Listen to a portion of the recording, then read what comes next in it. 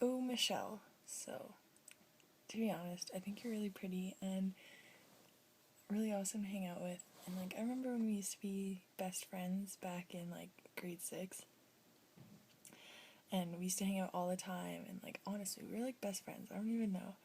And we used to talk on the phone and like hang out. Honestly, like, I miss that so much.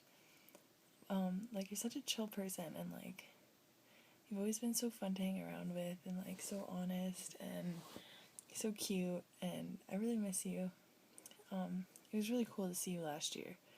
It sucks. I don't think you go to our school this year, which really sucks. But it was really awesome to see you around school last year and talk to you after it being so long since the last time I saw you and hung out with you and stuff. But you're so cute, and I love that you still call me Andy, because not that many people call me that anymore. But yeah, so I miss you, and hopefully we can hang out or something soon.